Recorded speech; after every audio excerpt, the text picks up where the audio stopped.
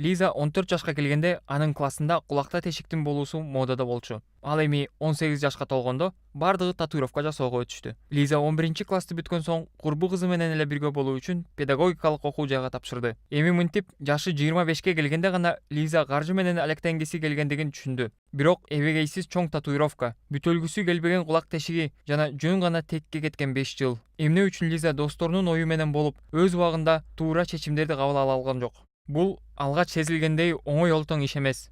Адам төрөлгөн күндөн тартып үй бүлө, бала бакча, мектеп, класс, андан соң кечки эс алуулар, кесиптештер сыяктуу кандайдыр бир топторго кирет. Көпчүлүктөн бөлүнүү дайым эле оңойго турбайт. Кээде окшош аракеттерди жасаган кичинекей топта коомдун калган бөлүгүн өз артынан ээрчитип кете алат.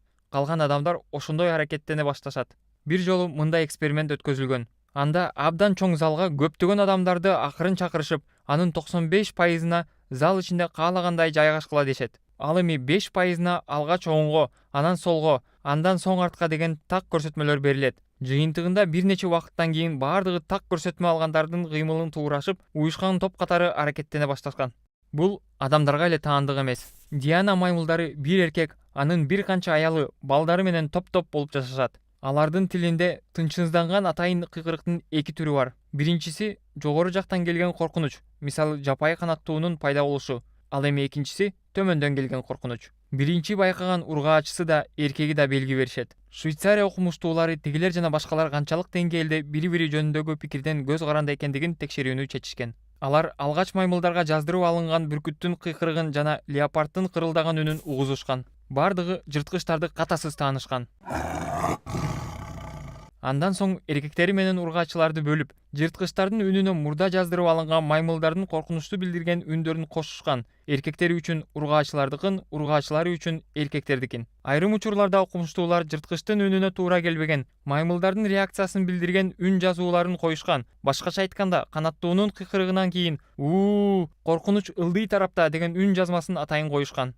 Ургаачылары эркектеринин үндөрүнө эмес, жырткыч чыгарган үндөргө гана көңүл бөлгөндүгү менен айырмаланышып, өздөрүнө гана ишенери аныкталган. Ал эми эркектери тескерисинче. Эгер алар леопарддын гүрүлдөгөнүн угушса да, ургаачылары коркунуч жогору жактан экендигин бекемдеп кыйкырса, эркектер алардын ою менен бир болушуп, алардын артынан коркунуч жогору жакта деп кайталап турушкан. Алар мындай аракети менен кандай гана кырдаал болбосун, алар дайыма айымдар тарабында экендигин билдиришкен.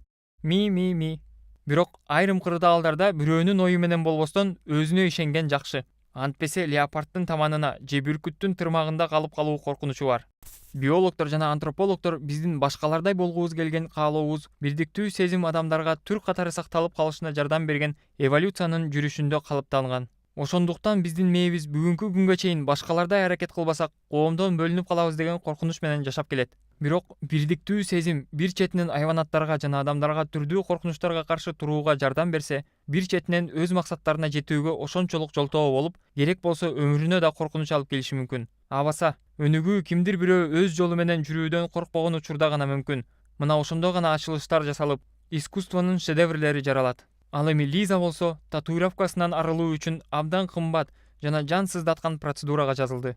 Инстинктти көзөмөлдөп, өзүнө бекем ишенип, салмактуу чечимдерди кабыл алуу үчүн эмне кылса болот? Тилекке каршы биология бул суроого так жооп бере албайт. Чечкиндүүлүктүн сыйкырдуу дарылары азырынча табыла элек. Бирок адам баласы көпчүлүктүн оюна баш ийүүгө жөндөмдүү экендигин түшүнүүбүз зарыл. Демек өзүбүзгө мен чындыгында ушуну каалаймынбы деген суроону тынымсыз берип туруубуз керек. Эгерде сен досторуңа кошулгуң келбесе, алар жасаганды жасагың келбесе, же бирөөлөрдүн сага болгон ишеничин актай албай калсаң, өзүңдү эч качан күнөөлүү сезбешиң керек. Бактыга жараша адам баласы башкаларсыз чечим кабыл ала албаган мезгилдер өттү. Бүгүнкү күнү ийгиликке жетүүнүн ар кандай жолдору бар. Бардыгынан эң негизгиси өзүң угуп, өз жолу менен кетүүдөн коркпоо керек.